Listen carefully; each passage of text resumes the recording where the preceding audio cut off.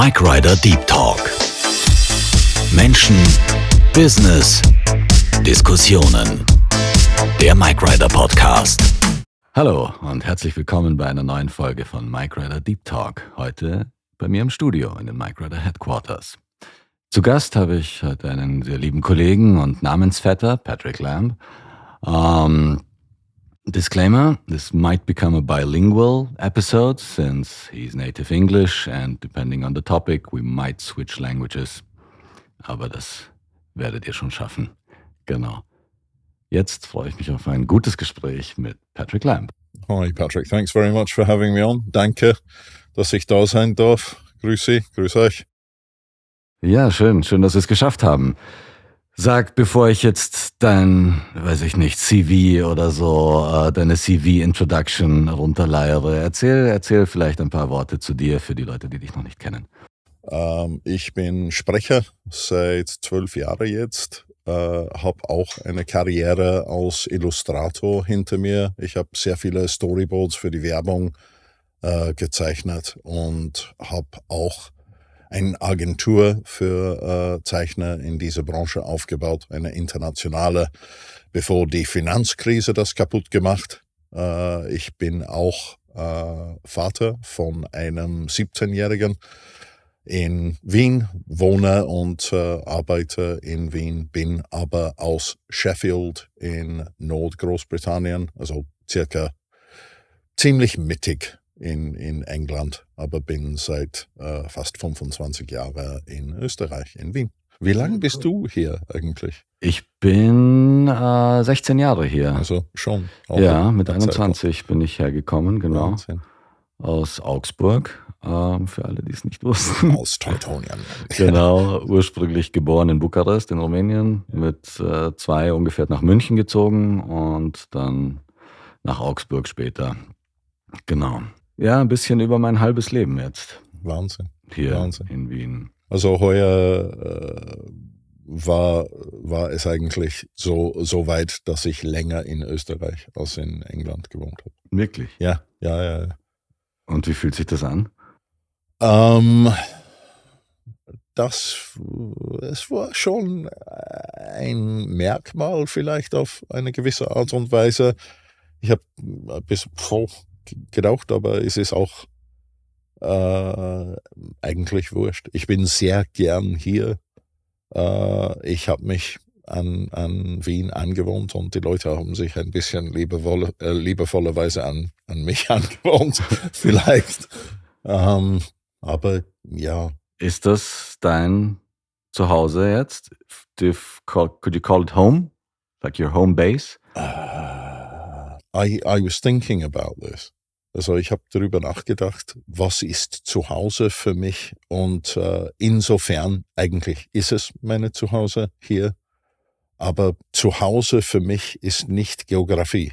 Mhm. Es ist eher mit einem Gefühl verbunden und nicht mit einer Location. It's more a feeling of safety and security and acceptance, and that I can relax and that I'm not being judged and that I get to be me.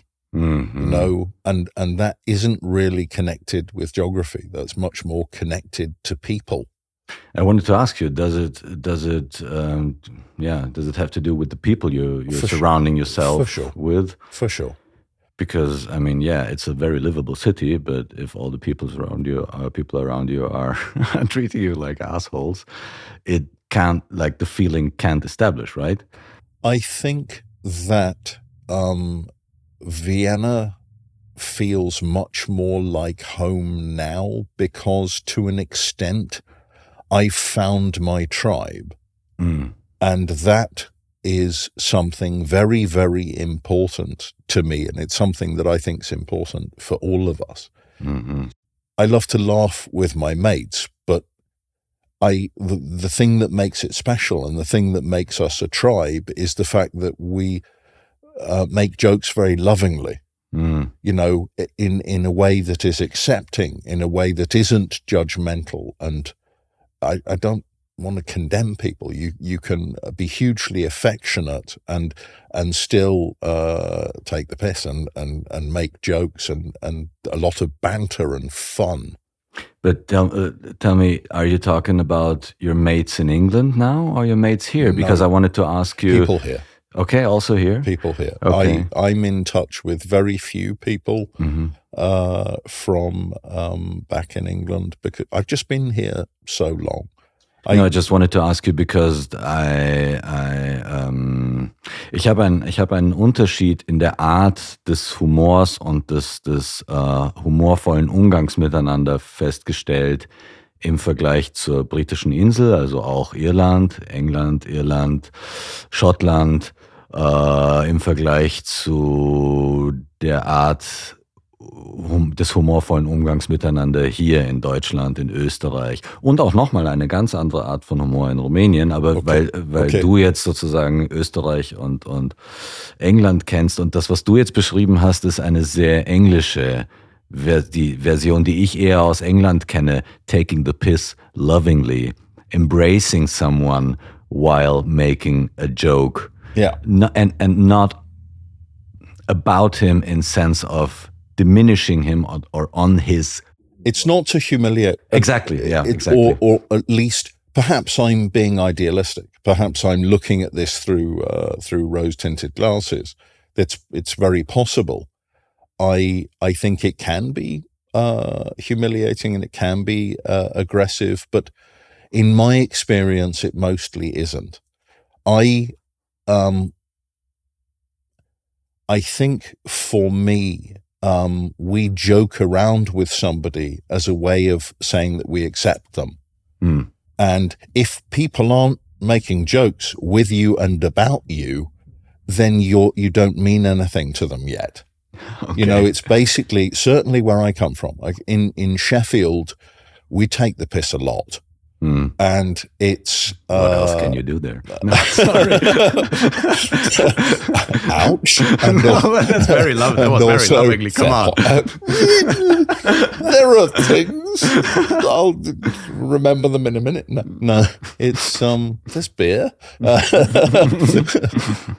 It's, I think it's inclusive and a way of showing acceptance. Es ist nicht, um sich selbst zu erhöhen und den anderen zu erniedrigen in dem Status, in dem sozialen Diskurs oder was auch immer, sondern es ist, um jemanden mit reinzuholen ins Boot. Vielleicht sind wir idealistisch, aber das ist viel von meiner Erfahrung, dass man die Menschen einfach leicht oder liebevoll veräppelt, verwascht, einfach weil man in einer Gruppe ist. Und das macht das Spaß. Meine nettesten Erinnerungen sind Runden im Pub mit Pints, wo man einfach einen Abend lang tratscht und trinkt und über alles lacht und über alles Witze, Schmäh schiebt und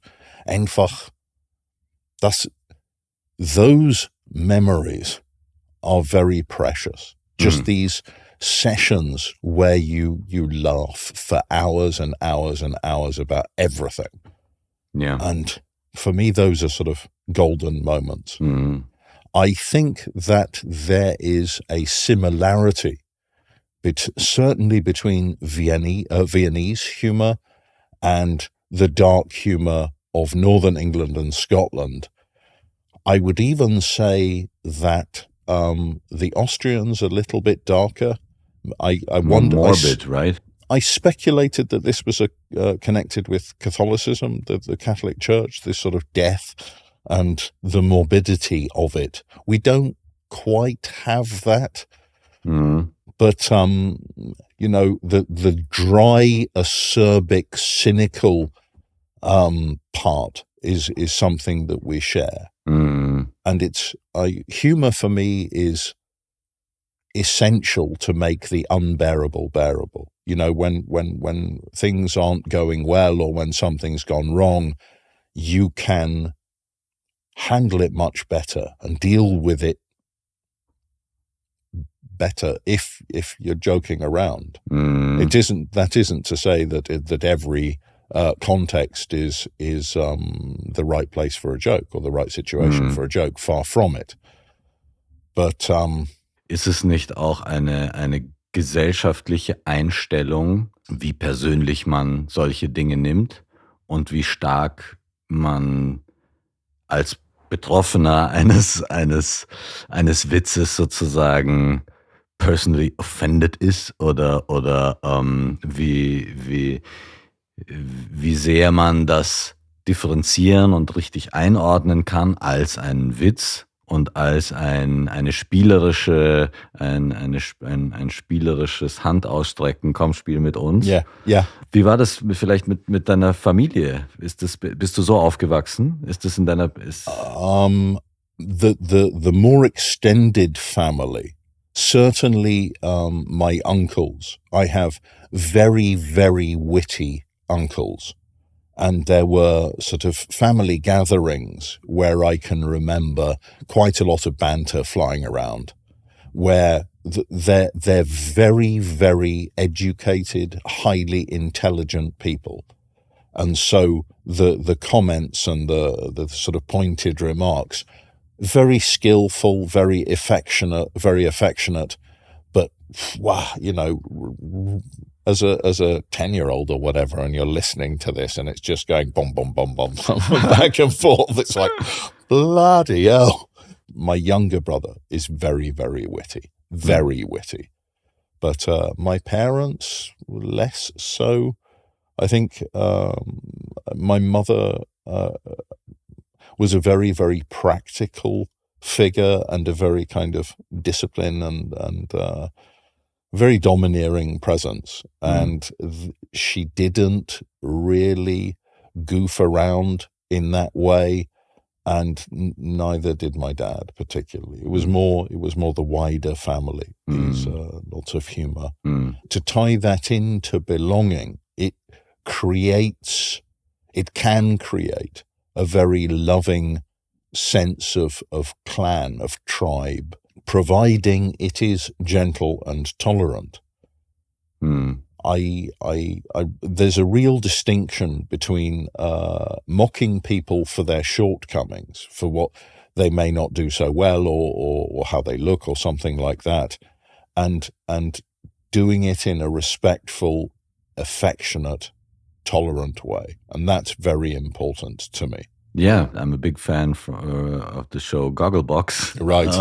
Where you just watch people watch TV, and es ist ein Querschnitt quasi durch die britische Bevölkerung von Familien über wurscht, alte Paare, junge, egal, schwule, Lesben, alles, aber die Art des Humors ist kaum über jemand anderen direkt, sondern vielmehr deren Sätze zu vervollständigen, wie witzig es wäre, was sie jetzt als nächstes live on camera sagen könnten oder das zu kommentieren, wie sie sich verhalten in einer Situation, die vielleicht jetzt nicht besonders glücklich ist, aber ohne auf ihr persönliches Versagen einzugehen, sondern auf die Absurdität der Situation, in der die sich gerade befinden. Und da habe ich so einen ich weiß nicht, für mich ist das, vielleicht bin ich auch biased, aber alle sozusagen auch von Seiten der Familie meiner Frau aus Irland oder England oder Schottland, die ich kenne, die haben diese Art von Humor, und ich fühle mich dort so humortechnisch so sehr zu Hause und so sehr, auch obwohl das nie mein Zuhause war, im Vergleich zu eines deutschen, eines österreichischen Humors, der öfter auf Kosten eines anderen geht. So ist zumindest meine Erfahrung, meine reine persönliche Erfahrung, als wenn Witze über mich gemacht wurden zum Beispiel. Früher. Okay. Interessant. Ich finde, also Wiener Humor, da kann schon was Garstiges, bisschen arschig sein, aber das ist ein kultureller Unterschied. Ich finde zum Beispiel, die Wiener Alltagspoeten, sagt er was, diese Postings, wo irgendein Journalist überhört, sehr, sehr Wiener Ausdrücke in der Öffentlichkeit und er dokumentiert sie und sie sind faszinierend und oft sehr, sehr, sehr witzig. Aber es zeigt ein Aspekt vom Charakter, so grantig und ein bisschen Arsch. Ich weiß nicht, wie ich das anders formulieren soll. Ja, ich finde, du hast es ganz gut getroffen. Grantig und ein bisschen Arsch ist eigentlich... Mittelarsch. It's sort of interesting and I feel a bit detached from it.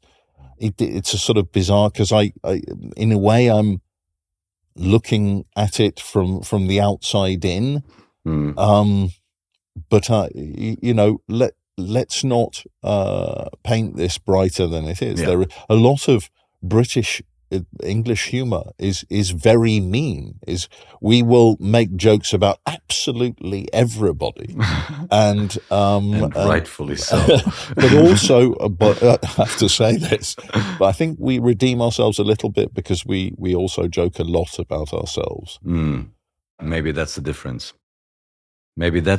Because what I experienced was when people are really, also manchmal kommt es mir so vor, als würde mir jemand vor die Haustür scheißen, wenn jemand so einen derben Witz macht. Und das ist okay, wenn das für den anderen okay ist, wenn ich ihm auch vor die Haustür scheiße. Verstehst du, was ich meine? If someone can take a joke, he's free to say almost everything. But if someone's personally offended and that measures with two different scales, I think it's not okay personally. I see it from a slightly different perspective. That is, for me, obvious. You can't, the baker should be able to eat his own bread. You cannot mock people and not expect them to respond in kind. That's absurd. Yeah. And to think otherwise is ridiculous. But for me, it's also, if you are going to make a mean joke about me, one, it needs to be accurate, and two, it needs to be very well done, very wittily delivered, very skillfully done. If you just make some kind of some crude, unpleasant joke about somebody, then that's just nonsense. That serves no purpose whatsoever. You keep your mouth shut. It's useless. Doesn't contribute anything to anything. It's just meanness. And I think we need to say, okay, we've left school. We can grow up. We can grow out of that. That's just crude and silly. Yeah. It's also invalid. Yeah. By the way, school, I wanted to ask you, really out of personal interest, tell me what was growing up in Sheffield like, because I don't I have no personal relationship to that part of England, to that area and time. What will take us through your childhood and growing up there? I was very lucky in many ways because I grew up in a fairly comfortable environment. My mother and father were comfortably well off. We didn't lack for anything, I don't think. Sheffield can have lovely aspects. I think that many people are very friendly and very genuine and helpful. They in a grumpy way, in a sort of, but it's similarly to here. I would say there it's an industrial city. It has a history of as a steel city, steel industry. I think the people are sort of practical and quite dour, but genuine and caring. It's not a beautiful city. They've ripped down the parts of it that were, and it was a very the city was built around heavy industry, and that doesn't encourage graceful Gothic architecture. I feel it. Particularly. But is it still there, the heavy industry, or is it ghost from the past and? The steel industry has taken a hit over the decades. Do people have purpose there, or is it more like Much train less. spotting? Everybody's on heroin. No, sorry. Most people. No. It does have that side to it. There is a lot of drinking, and I think that there are far fewer jobs in the steel industry than there used to be, because much of the industry is automated. And automation put a lot of these awfully big lads who don't know anything else, and that's also in the villages outside Sheffield. Mining and steel are core to the identity of those communities. And during my lifetime, that has been systematically destroyed. There was a period of transition that started with Thatcher, where we transitioned away from heavy industry and towards service industry and information and finance and so on and so forth. But the workers, the workforce in those communities, and particularly in the north of England, they weren't offered much help transitioning to the way the future was going to be. They were suppressed, and I think that those communities are very, very angry, justifiably angry at how they were just left to fend for themselves. They weren't. It was like, okay, those people aren't disposable, and they were shown no respect and no compassion, which is also unintelligent, because they're part of the country too. And they have a lot to offer. And I think that was a crime which has in part helped to shape the country now. Do you think that influenced the humor, or how people think about about things? Well, your humor is shaped by your life, and the other way round. I think a lot of that sort of gruff, dark humor was and is shaped by how life is, by the lives that they led in those and lead in those communities. Of course it does. It's part of the warp and weft of our culture. You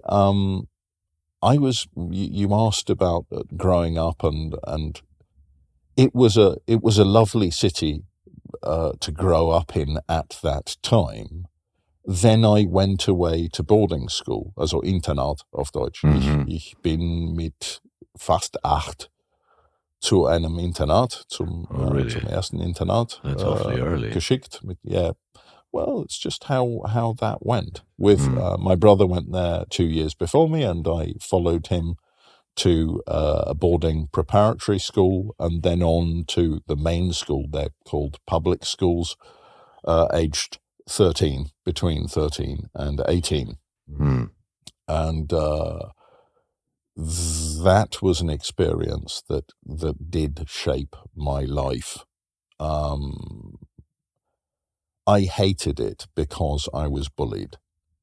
Much of my childhood in boarding schools, I was subjected to pretty awful bullying. And it's something that has an effect on you for the rest of your life. It affects how you feel about yourself, how you feel about your own value as a human being. It's interesting. I remember an interview. He is now, of course, King Charles, but they interviewed Prince Charles, I think, maybe 20 years ago. and they asked him about his time at a public school in Scotland called Gordonston, which is notorious. And the future King of England, you could see tears in his eyes when he spoke about the bullying that he was subjected to at public school. Wow. It's Okay. it's awful, and I don't think as a society we don't confront it. It's trivialized and covered up and lied about and never really addressed. But it affects an unbelievable number of people. It's far too prevalent, and it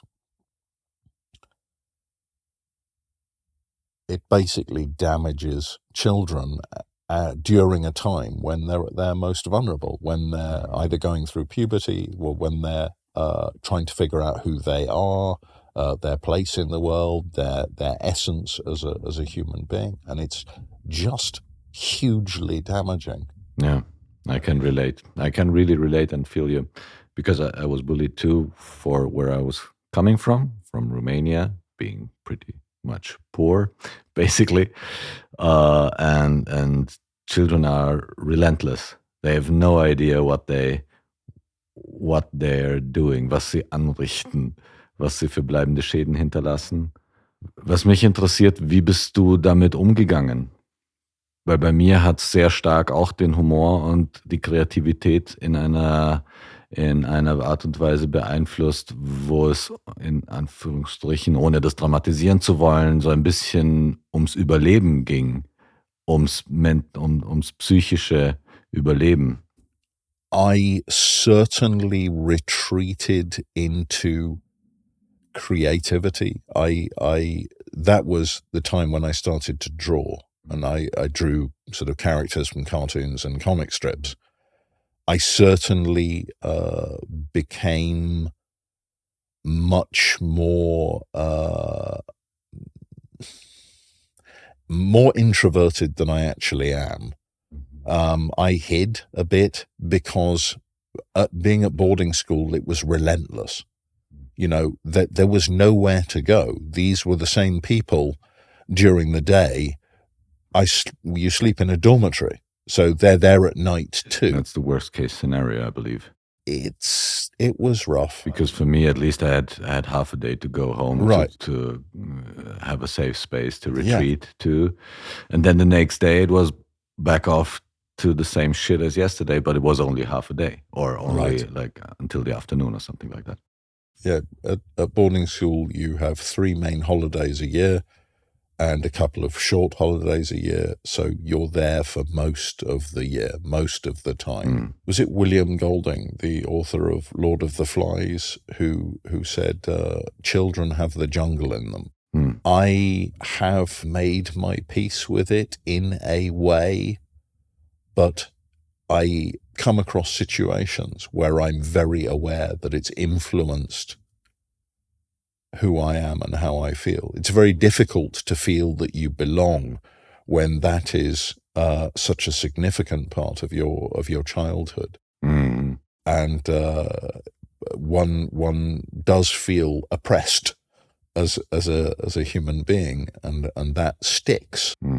I think it requires work to be a balanced person in one's everyday interactions when that is in the background. Do you feel? Yeah, I mean, for me, I went into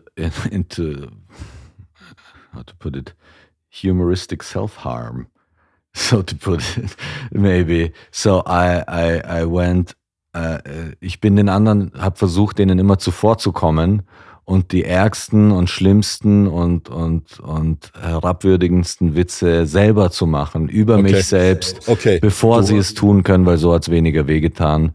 Oder die Aussagen waren dann schon da draußen. Ja. Und es hatte nicht mehr die Kraft, wie wenn das jemand anderer rüber geschrien hat und der ganze Pausenhof gelacht hat oder so.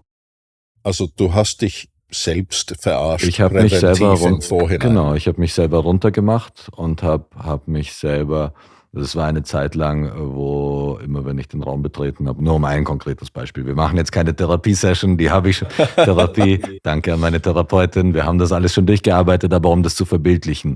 Es gab eine Phase, wo immer, wenn ich den Raum betreten habe, egal ob jetzt Schulklasse, Sportstunde, Pausenhof oder so, die Kinder angefangen haben zu rufen, Brot, Brot, gib mir Brot, ich hab so Hunger. Und dann so pretending to be starving und so. Dann war ich dann irgendwann selber der so rumgelaufen ist und so das Zimmer betreten hat, damit diese Dynamik gar nicht erst sozusagen losgehen kann. Dass meine Eltern so arm sind, dass sie mir nichts zu essen kaufen können und so. Und dass sie, weißt du, was ich, also um den Wind aus den Segeln zu nehmen. Und das hat mich jetzt rückblickend betrachtet natürlich charakterlich sehr stark geformt und aber auch gefestigt, ein neues Level an Relation sozusagen etabliert zu dem, was mich jetzt persönlich verletzt und was mir scheißegal ist. Mir sind heutzutage die allermeisten Sachen scheißegal. You can't touch me, bro. What I lived through, it's nothing compared to what I've made fun of myself already. Right. You can't even think of going there. It's right. So. Und das ist ein Riesenschutzschild, der sicher nicht der gesündeste ist, aber der mir geholfen hat, das zu überstehen. Ohne mich physisch selbst zu verletzen zum Beispiel oder irgendwelche, keine Ahnung, anderen psychischen oder physischen Leiden zu entwickeln. It's interesting to realize as an adult that one has to confront those unhealthy things, habits that one created back then to kind of get through the day. And as an adult, you have to look at those habits, or it's helpful to look at those habits and go, okay, I don't need that anymore.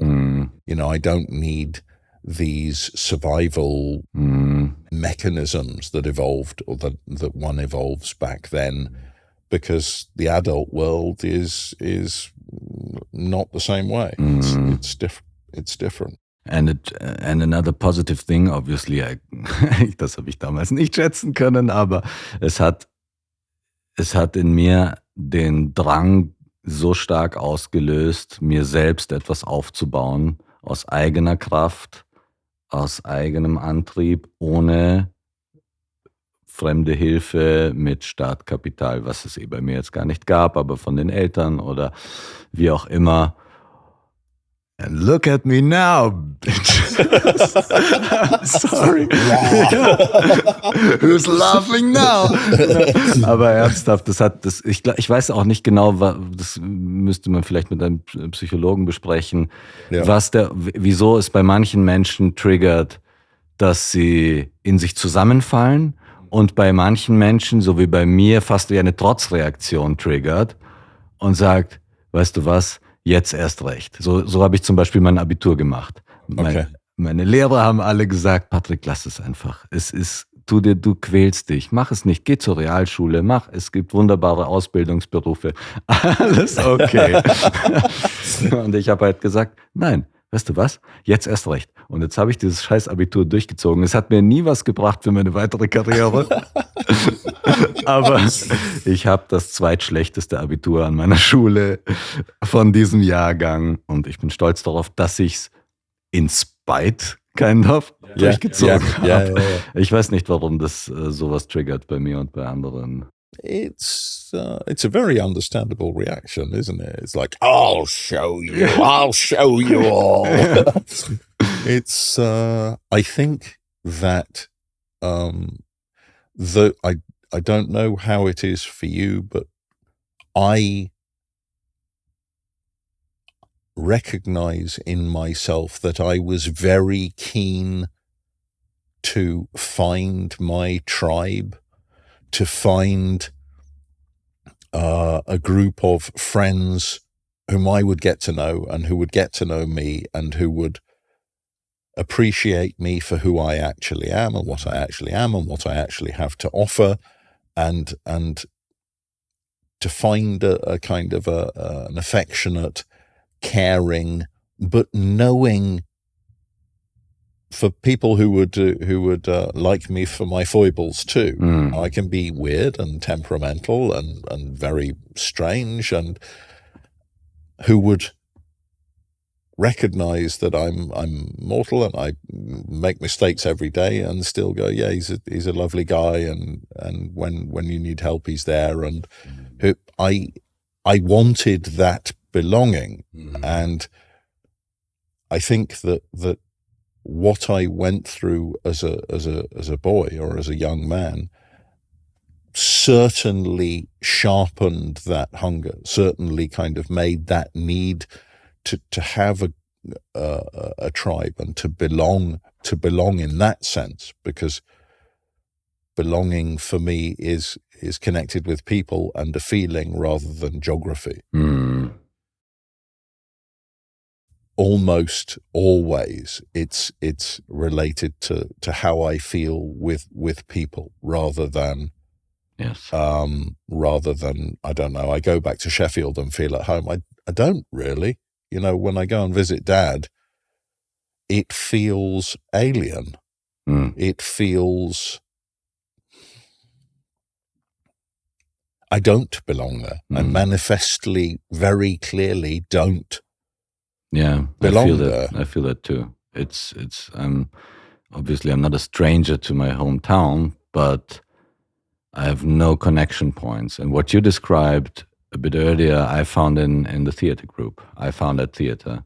It was a bunch of people with quirks and weirdnesses and trying to find themselves and express themselves. And at that age, puberty plus minus, like between 14 and 20, so that youth theater group time, that's super okay to be weird together and to read about and learn about stuff that is written in pain or from a dark place to kind of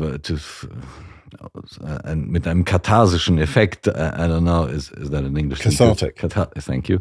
And that helps a lot. Sure, that's why certain types of music resonate with certain demographics, with age groups. I think that the feeling was whoever this is singing what I'm feeling. So for me, it would be to close that thought. For me, belonging would be, at that time, was the theater group, for example. Right. My home was the theater, not the city, not my family or extended family, because other reasons. But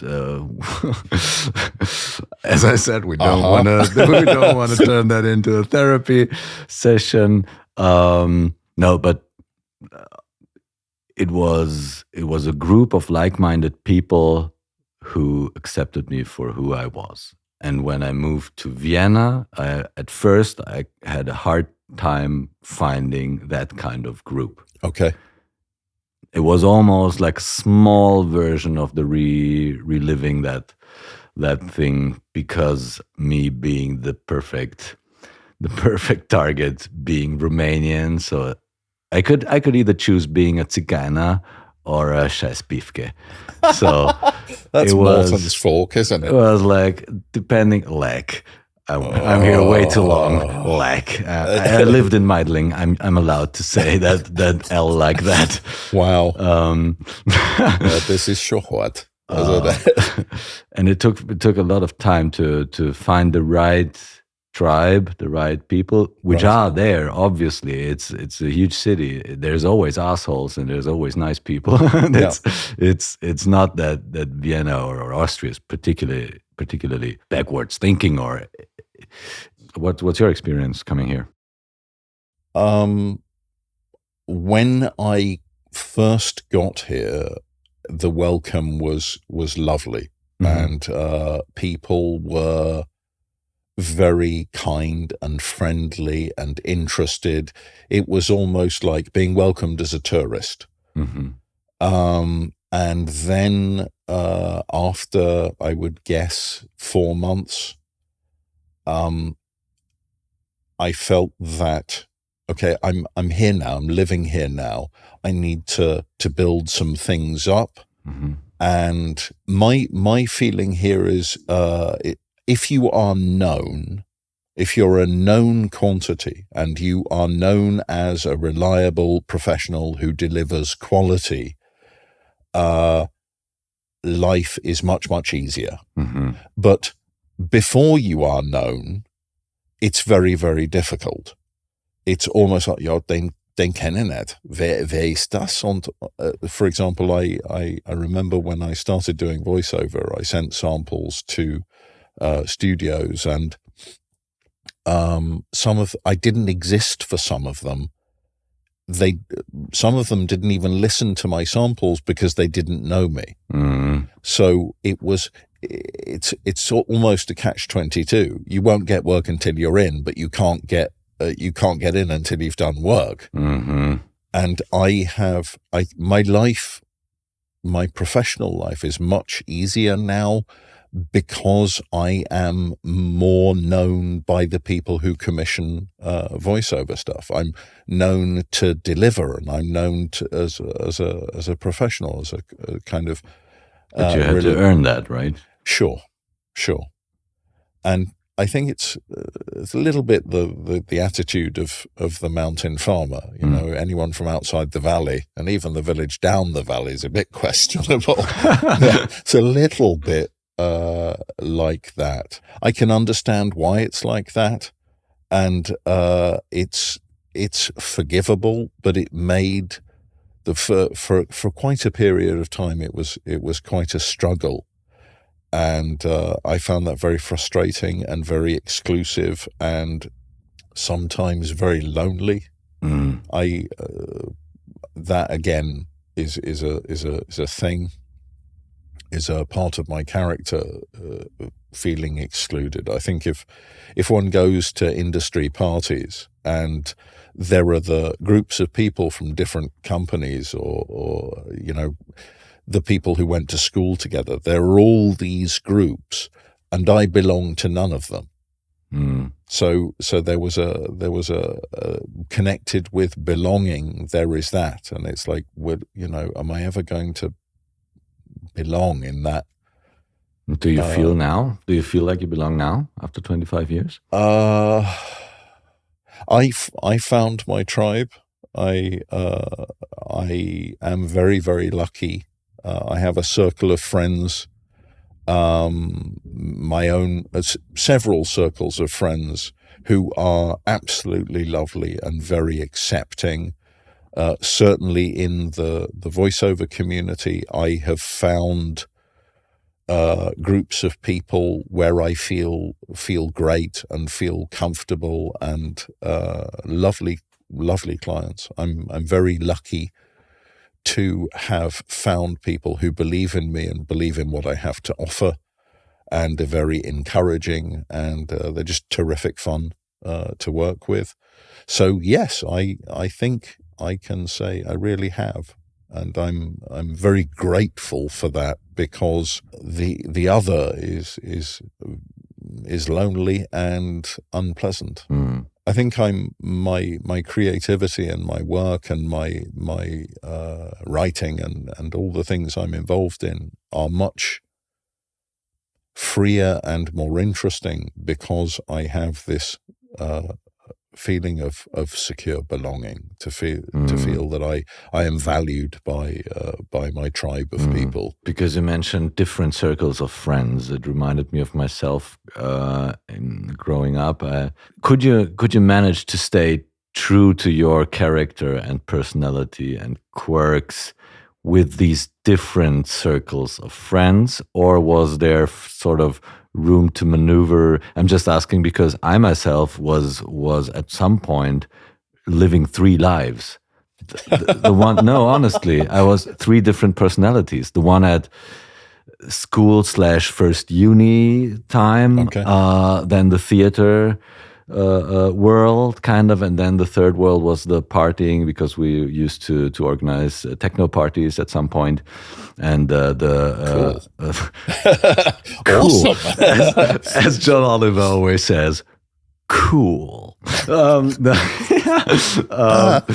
no, but yeah, I mean, but I really had to take care that these three circles didn't interact, because they would put me on the spot, because I was literally three different people in these three. I was almost schizophrenic, kind of. Wow. Can you?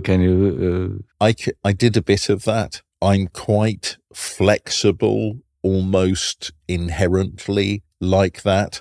There's perhaps an interesting manifestation that we work with language and with spoken language. Mm-hmm. And one of the things that I think partly because of the bullying, I want to be pleasing. I have this sort of people-pleasing instinct. So if I go somewhere, if I spend a weekend in Tyrol, I'll spit on everyone. Really? Oder, ja, das ist schon gut. Ich war beim Besuch, hab Freunden besucht im Laventhal und hab dann mit der Kärntner Dialekt zurückgekommen. Are you a chameleon too? Yeah. And people are like, "Are you taking the piss?" And the answer is not intentionally. Yeah. I don't know how to refrain from doing it. It's something that, and it's so extreme that if I'm chatting with Irish friends or Scottish friends or whatever, I will subtly start to morph, and But I think that is actually deeply genetic. With the I don't know if they're called like that in English, but the mirroring neurons, die Spiegelneuronen. Okay. Durch die wir lernen als Babys schon durch Imitation. Also wir sehen etwas und alles in uns schreit, ich will das auch nachmachen, ich will mich gleich verhalten, ich will zum Beispiel denselben, das ist die peinliche, unangenehme Version davon, ist, wenn ich Essen bestelle und der gute Mensch kommt vielleicht aus Afghanistan und ich habe plötzlich besteht mein deutsches Vokabular auch nur noch aus 600 Worten oder so, auch wenn das nur diese kurze, aber das habe ich auch sehr ausgeprägt, ob ich das will oder nicht. Yeah. Das ist sozusagen in alle Richtungen geht es, und wenn ich wohin gehe, wie du das auch beschreibst. Ich habe sehr schnell hier den österreichischen zumindest so eine Färbung angenommen, dass ich eher sage, das Haus statt das Haus oder so. Auch aus Schutz, weil ich I wanted to fit in, ich wollte nicht mehr sozusagen als von außerhalb auffallen, aber auch, weil das so ein Automatismus ist, weil ich glaube, das ist dieses so geprägt. Beziehungssuche durch ganz viele Kleinigkeiten. Hey, wir sind ja eigentlich gar nicht so verschieden. Wir reden ja sogar. Yeah. For sure. It's definitely a significant part of it. Mm. It's understandable that it's interesting that you should say that. I automatically do that, but I get in trouble sometimes because the humor part kicks in too. The sort of goofing around and making jokes and the silly voices. And then I'll catch myself going, "Oh God, that was really mean," and I'm not that guy. People don't know it. It's I have to keep that also das in Griff halten schon, weil diese Tendenz, weil es mir ein bisschen absurd ist und daher lustig aber dann kippt das eigentlich in eine gemeine Art, die ich nicht mag, und ich muss mich dann einzahnen und sagen, okay, that's actually moving towards being really disrespectful of other groups, and that's not who I am and not who I want to be. I'm here going, "Oh, it was so difficult," and I recognize that lots of other people have a much harder time in a kind of in a quest to belong and a quest to find a tribe. I think it's important to remind myself how very lucky I have been. Definitely, but also that doesn't diminish your pain, because that is relative to I mean, just because other people have it worse, it doesn't take away from what you lived through, what you went through. So what for me could be an existential threat, you could just shrug off with a smile, and vice versa, maybe. Sure. But it is not an argument for, well, poor Patrick was one of the bad foreigners, and that's why I am not allowed to feel or talk openly about what I went through or felt or was like when I was in your situation. It's interesting, and that point highlights an odd Austrian double standard, because coming from England, I think I will have been treated differently than you will have been coming from Romania. Definitely. I was at the Wien Museum the other day, and there is a graphic, I think 1680s, something like that, around the time of the Second Turkish Siege. The population of Vienna, 15% of the population was Viennese, 10% came from Lower Austria, and everyone else came from somewhere else. In Böhmen, Mähren, I think the most significant grouping is from southern Germany, basically Bavaria, Franconia, and so on.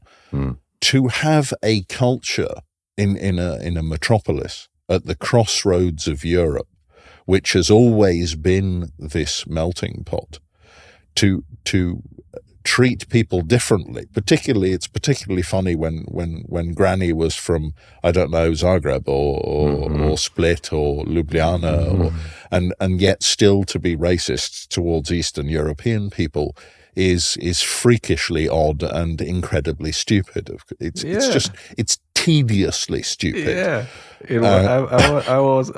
I didn't go into an argument with these people when they called me Zigeuner or whatever. But basically, their great-great-great-great-grandparents 200 years ago sent over their farmers to Romania to colonize that land. And that is where my family is from. It's not like, and even if that is... this is a blanke Absurdität. Du hast... Ja, Regionen in Slowakei und Siebenbürgen in Rumänien und Ungarn, wo einfach deutsche Siedler, auch in Südungarn. Ich habe mit einem neuen Freund getratscht, genau drüber. And he said, basically everyone in the villages around my village and in my village, we all spoke German. Mm-hmm.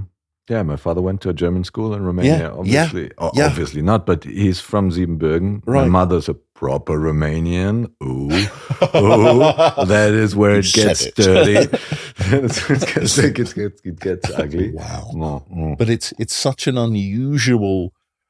It's a particular... I mean, prejudice is inherently not particularly intelligent, but it's particularly stupid if it's part of one's actual history. Mm-hmm. And to tie this in the country of my birth, you have these ardent supporters of Brexit, and who say, we're not European. We don't. This is Britain. We're not European. We're not part of Europe. We shouldn't be part of the. And I think to myself, in what possible way are you not European? Linguistically, English is derived from Latin, Greek, Old High German, Danish, Norse, Viking, and so on and so on. The linguistic influences are almost all European. Geographically. The stone on the southern coast of England is identical to the stone, structurally identical. The geology is identical to the stone of northern France, which seems to indicate that at one point the islands broke off from the mainland. So that's ridiculous. Mm. Culturally, the painting that most people know in Britain is the Mona Lisa. Mm. So there is a shared cultural reference to which we all on which we all draw, and of which many people are aware. This kind of common shared culture. Consensus, right? Kind of. Well, even the origin of the peoples, the origin of, we are a mixture of Angles, Saxons, Danes, Jutes, Celts, Gaels, Romans, Norse Vikings. How can you pretend that we're not European? Yeah. The royal family is the agnatic branch of a German noble house. To pretend that we're not even the political systems. Parliament is based on the Roman Forum, the Greek system as was, and the Viking thing, or the Viking meeting and discussion. It's ridiculous. There's almost no area of life in which we are not European, so it's absurd. Did it hurt you personally, or did you feel abandoned as a English person living abroad when Brexit came? Certainly. I remember the day that evening after the referendum, and when the result was in and it was clear that they had voted to leave. Most of the British people here were bereft. We were absolutely shocked, stunned, lost. It's so appallingly stupid. It's unbelievably stupid and so sad. Yeah. And they interviewed us. The ORF put the call out and said, come to a particular English pub and tell us how you feel and talk about Brexit and what it feels like now. By the way, you English have a reputation for being funny, so feel free to be funny. And we just all looked at each other and I was like, how are you going to be funny about this? It's all fucked. And second of all, we're not circus monkeys, please. I can still get very, very worked up about that. Very, very angry about. I am very angry about that. Did that change something? Did that push you further away from identity-wise or belonging-wise? Did that seal the deal, kind of, or was your decision already, or your feeling already established? I'm here. I would say, if somebody asks, I would say I am first and foremost a European. I feel very proud, and I'm very clear about this, that I am a European. I was asked several times, are you thinking about taking Austrian nationality? And my answer was rare. I said, I can't. I think they were disappointed. I think the interviewers who asked that were disappointed, as if I was rejecting Austria. I'm not. I'm just not going to take an oath and lie. I am aware that I'm English. I've got an English passport. I was born in England. I am aware that that is a significant part of who I am and where I come from and what makes me me. And I'm not going to lie. If I was to, I don't know to what extent one needs, but you have to swear allegiance to Austria. And I'm not going to insult people by swearing allegiance to them when I know in my heart that it's a lie. I'm very happy to be here. I'm very grateful that I get to be here. I appreciate, it's a wonderful city. It's a wonderful country to live in. That I think, without wishing to to grovel, I'm aware of this. Stuff works here. I caught myself the other day because of the new U-Bahn the building that's going on. I was trying to get somewhere and it was a bit slow, and I was like, "Ja, das gibt's ja nicht. Das ist, wieso muss ich wieder warten?" Schießen wir wieder Linien. Hat mich schon angefasst. Wiener Linien sind super. Wiener Linien They sind wirklich gut. They absolutely. Yeah, but no. I then caught myself and righted myself by thinking, mate, if you were in Britain, you'd be waiting for a week. It's just a disaster. Nothing works. Nothing works. There are trains being cancelled day in and day out. The school system is. I read an article the other day that they can't find enough people to enter the teaching profession. People are going. The teachers they can't see themselves in the industry in 3 years' time. They can't find enough people. It's the same with carers and nurses and doctors. The country's falling apart. It's an absolute. Schools are quite literally crumbling because they used a bad type of cheap concrete in the 1950s that the government hasn't replaced, even though they should have, even though it was obvious. Yeah. If you used it in the 1950s and it's got a 30-year lifespan and it's now 40 years plus after that, a bit of a problem. Here, it's relatively well kept, well maintained. Things work. Infrastructure works. It's enlightened. They make things better. They go, okay, we need a new U-Bahn, which takes people from the west of the city down to the south of the city. They build it. There are now increasing numbers of people living just outside the city, so we'll extend the U2 to the suburbs, and we'll extend the U1 to the suburbs to the south. That's enlightened. It's common sense. You just do it. I'm appreciative. I'm aware of how fortunate I am. And it breaks my heart in a way to see the similar things that contributed to Britain turning into such a mess happening here. It's like everything, it's what so much here is wonderful. Why would you follow a country that broke everything? The successive conservative governments have destroyed an enormous amount of society, an enormous amount of the infrastructure. Social security. Why would you copy that? Why would you go, yeah, that's brilliant, let's do that? Please don't.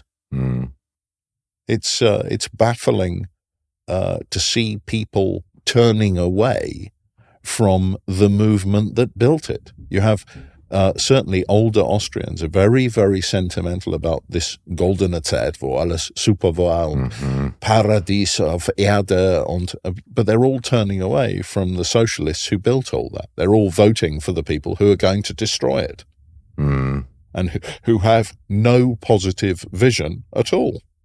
Yeah, or only very simple answers, seemingly simple answers to very complex problems. Right. Which is always dangerous, always Achtung.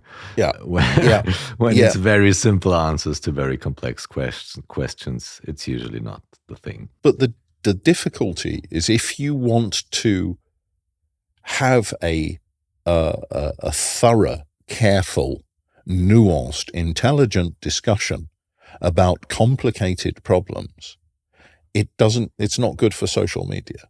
You haven't got these neat little sound bites that you can package for social media, and you can package for people like 3 words or yeah, if you don't have the rage factor, you don't have the matches that light the shitstorm to fire. Maybe that's not working in real life. But it's an interesting image. Yeah, well, that is me. I'm a foreign. I have a different picture. No. Be a great band name, that though, wouldn't it? Flaming Shitstorm. Well, that is lighting your farts on fire gone wrong. May have got off the topic a little bit. Or maybe not. Conservatism and the flaming shitstorm. To just ask an obvious question, would you ever go back after describing what you just described? I don't think I can. I certainly there would need to be really extreme circumstances. You know, if continental Europe slid beneath the waves of the ocean, we'd be like, okay, swimming. I can't imagine circumstances in which I would go, okay, I'm going to go back to somewhere where I no longer particularly feel like I belong and where things work less well. And the country of my birth has changed a lot since I moved here. I moved here in 1999. And I will say that the Olympic Games in 2012, from outside, I looked at Britain and was very, very proud because it felt like we had stopped obsessing quite to the same extent about the past, because we are very historically minded as a culture. We're obsessed with the grandeur of our colonial past and all kinds of awful things that one shouldn't be obsessed about at all. But it felt like we had shed that and grown up and evolved into a modern, multicultural, tolerant, liberal, successful, you know, the British athletes, in all their diversity and with all their ethnic backgrounds, diverse ethnic backgrounds, were hugely successful. And it felt like we have now fused together into a wonderful, interesting, spicy, diverse, successful, accumulated culture or collective culture. And then 4 years later, Brexit and hate crimes soared. There were 16,000 hate crimes in the weeks that followed Brexit, and racism just, I think it was always there, but it became much more, the nastiness became much more open. And I was and am in part so ashamed of that, the cruelty and the hatred and the intolerance, and it's endlessly stupid. It's so stupid, it blows my mind. It's funny that you say that, being ashamed. That reminds me of me being ashamed of Romanian male persons, like me growing up. So I was until I was old enough to go on my own holidays. So until I was, let's say, 17,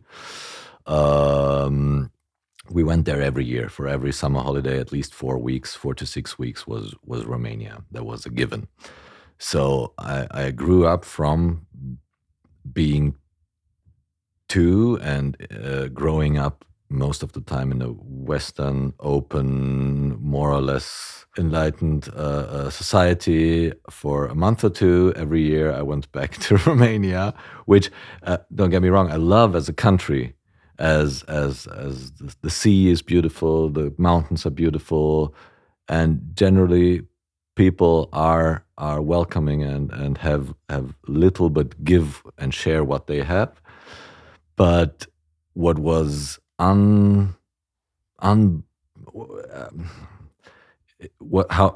die Intensität, mit der du das beschrieben hast gerade, hat mich an die Intensität meiner Gefühle erinnert, wenn ich mitbekommen habe, wie rumänische Männer mit Frauen umgehen, wie sie sich untereinander verhalten, die ungefilterte Präpotenz und also Macho. Absolutismus ohne Ende. Macho sowieso. Macho ist geschenkt, aber oh, yummy. aber diese unangenehme Oberflächlichkeit, Unreflektiertheit und so Besessenheit von dem eigenen Ego und von der Definition über Außen, über weißt du, das ist so ein passendes Bild, dass wenn du ein rumänisches Haus siehst, dann ist die Fassade super schön hergerichtet und draußen steht der BMW X5, der wahrscheinlich nur geleast ist, aber drinnen fällt dir die Scheiße von der Decke und du musst im Garten noch aufs Plumpsklo gehen, weißt du, weil du so.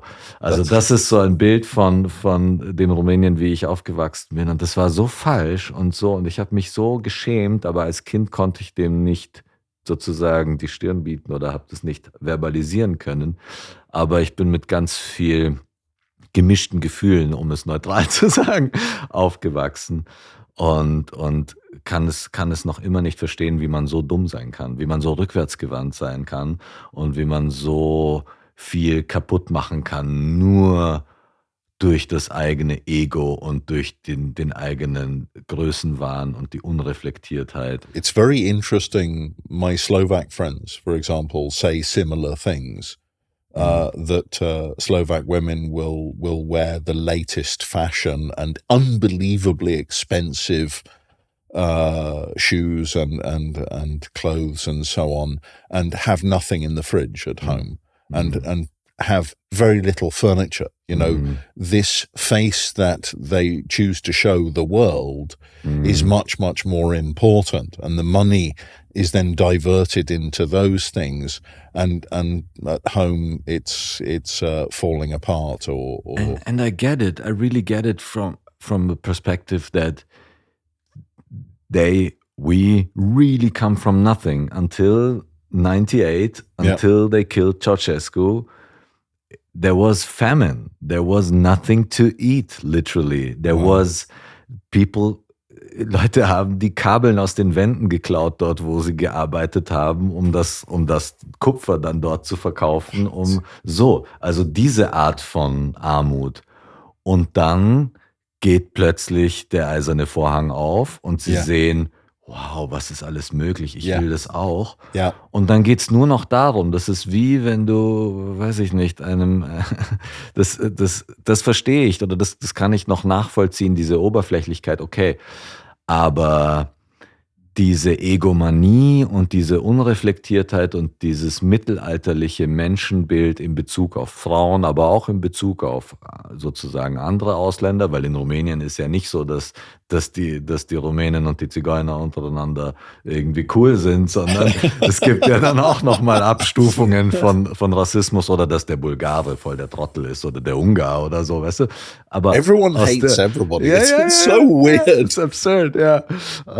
Und das habe ich es war wirklich wie zwei Welten, da habe ich vorgelebt bekommen und wurde auch sozusagen angetrieben, mich auch so zu verhalten, weil ich war ja nicht so. Ich kam aus Deutschland mit dem relativ gemäßigten und fortschrittlichen Menschenbild, Frauenbild, dass man über alles reden kann, wie man einen Konflikt löst, dass man sich nicht besoffen auf die Fresse haut, sondern dass man drüber redet. You're insulting my culture.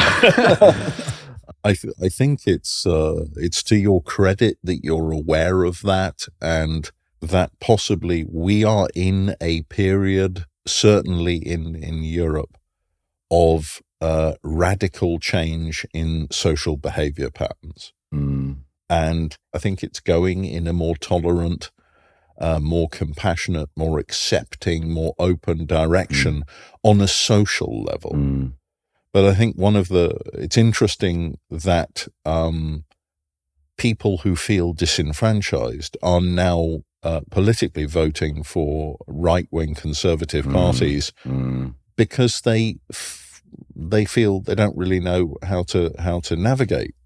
Das war noch verstärkt, dieses Gefühl von ich fühle mich hier nicht wohl, nicht willkommen, nicht zugehörig, wurde noch verstärkt durch das Bild oder die Reaktionen, die du bekommst, wenn du als im Westen lebender Rumäne wieder zurückkommst. Die Erwartungshaltung war immer, das ist der mit der Kohle. Die kommen jetzt und die müssen uns jetzt einladen zum Essen, zum Trinken, auf Urlaub. Es war so selbstverständlich so, hey, komm, ihr habt es in den Westen geschafft, komm. Und wieso, was ist mit dir? Ihr seid doch alle reich dort. Und so. Und das macht aber, dass du dich sozusagen von dort abwendest. Und dann hast du einen Effekt, der klassisch als Brain Drain oder so bezeichnet wird, dass alle, die irgendwie was in der Birne haben, gehen, weil sie sagen, ich fühle mich hier nicht wohl, ich will nicht, die Gesellschaft sorgt auch nicht dafür, dass ich irgendwie gewürdigt werde, meine Arbeit ernst genommen wird, gut bezahlt wird. Ja. Wenn ein Lehrer irgendwie zwischen 500 und 1000 Euro im Monat verdient, aber die Lebenshaltungskosten ähnlich sind wie jetzt in Deutschland, dann kannst du dir vorstellen, was der Lehrer macht. Der Lehrer lernt ordentliches Englisch oder Deutsch oder Spanisch oder Italienisch und geht dann dorthin und unterrichtet dann dort. Yeah. Und dann beschweren sich alle oder sind alle so noch frustriert. Es verstärkt die Dynamik so, dass die dann zurückbleiben, noch wütender sind, noch frustrierter, noch resignierter, weil alle sich verpisst haben und sie mit der Scheiße allein gelassen haben. Surely it would be an intelligent, positive response, the reaction to that. You go, okay, this is happening, and there's a brain drain, or you know, to turn back to Britain, where Britain's okay, trade has suffered massive decreases in the export of certain types of goods, and decreases and increased costs importing goods. So the prices are going up, and we've created problems for ourselves here, and we don't have enough teachers. There are shortages in healthcare and social care and gastronomy and hotellery and so on and so forth. There are shortages in colossal areas of public life. And these are getting more acute. So wait a minute. The thing we did isn't working. What can we do to make it work again? Saying, okay, we'll have common standards protecting the worker and protecting the environment with the European Union, and then we can trade more freely again, and there's more money, and people have more, and it's easier, and people are happier, because that's what we want. And instead, they don't. They double down. They blame everyone else, they become more racist, and it all goes the stupid path. Yeah. It's the other way. It's not going, okay, that didn't work. We need to reverse this, we need to do this, we need to do that, and we need to do the other. It's not difficult. All of this is relatively straightforward. I remember when the beginning of 2016, Dr. Freud, 2016, they were talking about remaining in the European Union, and people were going, well, it's not binary. It's not binary. It's very complex. Okay, it's not binary, but some aspects were. Does withdrawing from a powerful, wealthy trade bloc make trade easier or harder? Does telling all the rich countries on your doorstep that are closest to you that you don't like them and you don't want to belong to them and that you're not part of them, and basically telling them all to piss off, is that going to increase investment or decrease investment? You know, there are binary aspects to this that made me and make me today go, what are you doing? What are you doing? Why are you doing this? This is catastrophically stupid. And to pretend otherwise is mind-boggling.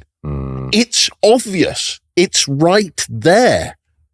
Where it's much better when we all work together, when there is unity. Austria's in pole position, trading with everyone all over the place, all the countries around, exporting. It's a success story. Ja. And you still have a few people are going, ja, die Scheiße, Gott, die sind für alles, die machen alles falsch und what? Listen to yourselves. Yeah. Yeah, well, that's, yeah. I think it's very hard to get the why. I think part of it's connected to belonging. Yeah. The reason, but the motive behind a lot of this is that lots of people don't feel they belong in quite the same way they used to. Mm-hmm. And I don't have a static concept of identity. Mm. If you think, ja, ich bin vom Land, von diesem Dorf und ich war immer da und die Familie war immer da und your concept of identity is more fixed and is more connected directly to a geography. And you're there going, I don't know who I am anymore. I don't know what anything is anymore. I feel lost. Then there must be a temptation to listen to voices that say things in simple ways and to blame people you're slightly frightened of. I wonder, because you're very vocal about how you're feeling about these processes, did that influence your creativity, your humor, your way of coping with things you can't influence? For sure. It's a way of making the unbearable bearable, I think. Very often. It's also very often the method I use to process things. Mm-hmm. And certainly one of the more important things for me is to put things in their proper place. You know, many of the catastrophes, that something happens and I freak out and then go, mate, you know, what are you freaking out about? It's not actually that bad. To put things in proper proportion, I think humor's very, very good at that. And there are now situations when I feel that humor is the wrong way because it trivializes things that should not be trivialized. I think that certainly various political things, the Potsdam scandal with right-wing figures talking about deporting ethnic minorities from Germany and that kind of trend, which it just fills me with disgust and horror. It's impossible. It's revolting. I think that to joke about that kind of thing trivializes it. I'm absolutely for joking about the people who are doing it because we need to make them as ridiculous as they are. It's ridiculous. It's disgraceful. But there was the demonstration on the Ring. I think they thought there were 15,000 people and there were 85,000 people or however many. It was a huge number of people who demonstrated against the right and against this cruel stupidity. There was a placard near me, and I was very impressed. The words were, "If you're not angry, you're not paying attention." And I think that to joke about these important things, and it does feel like a worrying period in European history, certainly in that way. It's potentially, this is me just speculating. I'm not an expert, but to do with the crisis in identity. That things could be turning rather dark, and I don't want that. I will. I feel yeah. No, it's very interesting because I've never thought about that being not the proper way of dealing with things. For me, humor was always the only way to deal with things that made things bearable. Because if I don't take the piss, I would probably have to resort to more negative feelings, which would make me and my surroundings probably very unhappy. But you're right, it shouldn't trivialize, it shouldn't stop there. I think it's a very good filter to talk in a way about excruciating pain and make it bearable, making it giving it another layer of discussion, but it shouldn't stop there, that we made a joke about it and now we go about our ways. It should only be the initial, like die Aktivierungsenergie, um dann etwas an der Situation zu verändern, damit sie nicht so unerträglich und unfassbar schlecht ist. Aber ich weiß nicht, ob es sozusagen der bessere Weg wäre, das alles nur ernst zu nehmen. Das ist jetzt natürlich sehr bewusst überspitzt und extrem in die andere Richtung gedacht. Und dann sind plötzlich alle mit den Fackeln und Mistgabeln bei jedem Furz. Also das ist eine Dynamik, die Take to the streets, he clearly had a bad kebab. Und Fackeln und Fürze sind keine gesunde Kombination. Das nur And Vienna burnt down. One bad donner. Nein, aber das ist doch auch im Kleinen, diese Persönlichkeitskleinkriege sind doch schon das, was wir auf Social Media zum Beispiel feststellen, wenn jetzt jemand sich einfach nicht locker machen kann, um das jetzt mal ganz bewusst und niederschwellig zu formulieren, sondern diese gesellschaftliche Hyperindividualisierung und das Ego ist Gott und steht über allem und die persönliche Befindlichkeit ist nicht nur wichtiger, sondern auch, wie soll ich sagen, faktisch relevanter als die gemeinsamen Spielregeln, die sich über die Jahrhunderte als gut und richtig und wichtig und so etabliert haben. Gehen wir dann nicht noch stärker in diese Richtung, wenn wir aufhören, Witze über Dinge zu machen und Dinge nicht ernst zu nehmen, damit wir damit irgendwie umgehen können? Ich glaube, alles hat seinen Platz. I think that there's a time and a place for everything. And I think that humor's very unifying. Joking about universal aspects of life is a great way to bring people together. Mm-hmm. And if it's done in an egalitarian way, if there are elements of mocking yourself and mocking in an even-handed way and not punching down, then there's something wonderful about performing comedy.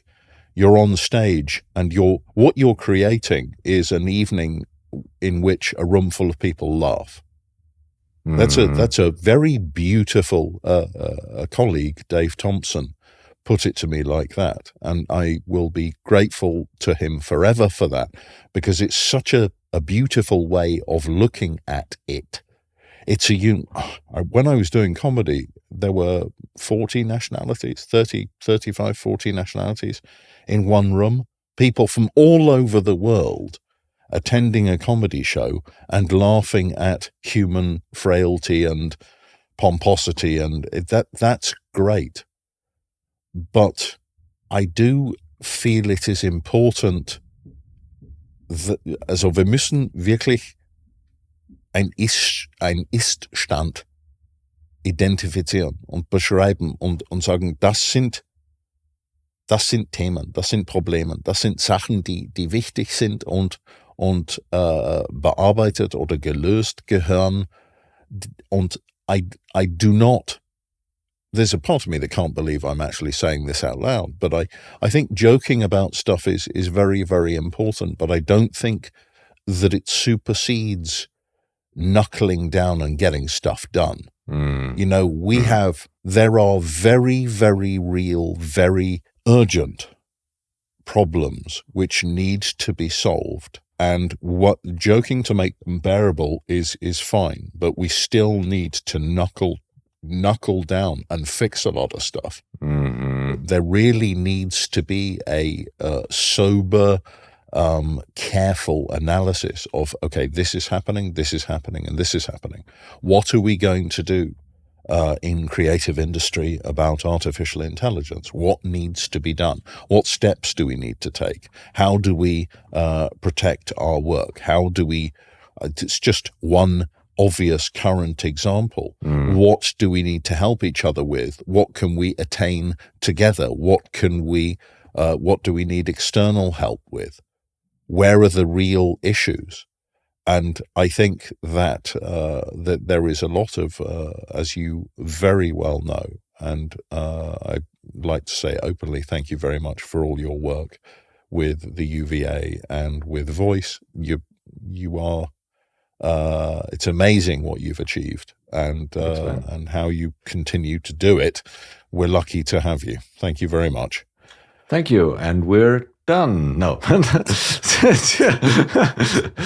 rather truncated. Thank you very much, man. No, I appreciate it, and I love that you're bringing that up, because, as you know, I can talk about AI and working rights and voluntary work for hours. But I'm afraid that's for another day. That's a bit of it's too big of a topic to touch upon it now after and in the last minute kind of squeezing it in. But I'd love to welcome you back and to talk about that in length and in the depth it deserves. Let's do that. As a closing question, I would like to ask you to go back to the beginning. What means home to you?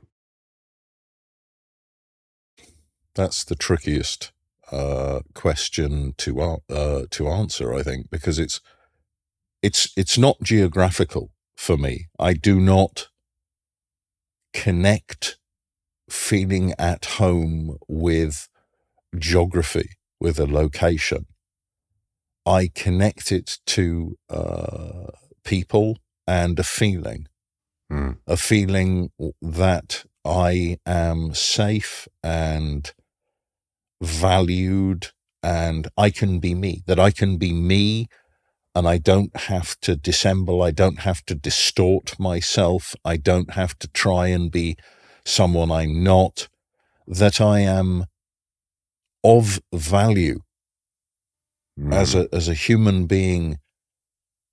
It's connected with for belonging, and a feeling of home for me are connected with my tribe, with my group of friends, with the people in my life whom I value and respect hugely in turn. That I am complete in myself in that way. That is what feeling at home means. That's nice. Yeah, I really can relate to that. And I would, for me personally, I would add the safety of the space I helped creating, or I contributed significantly to create, with the family I chose, with the people I chose, because you can't choose family, but you can choose your friends. Sure. And sure. And that's a big difference, I think. And it's not that I don't wanna hit my blood related family too hard now, but it's well, it's understandable. I just have to. Sorry, Granny. No, Granny was always awesome. Granny. Yeah. We have to make another episode, a whole episode about my great grandma. Actually, she was the best. Cool. But one last thing that contributes to home is chocolate. Access to chocolate. There is no home without chocolate. Okay, really. As a final note. Okay, then we'll leave it at chocolate. Thank you very much, Patrick. Thank you. It was a lot of fun. Yeah, it was a delight talking to you as always, and I hope we do it again at some point. Very happily. Cool. Thank you all for staying with us. I hope you liked it and could draw some things from that and relate to some thoughts. And you know the drill. Hit like, subscribe, subscribe, and come on, you know what I'm supposed to say. Circumcised. Circumcised. I'm sorry, I'm really not good at that, but you know what people say at this point. Tune in next time for the next Micro the Deep Talk. Bye bye.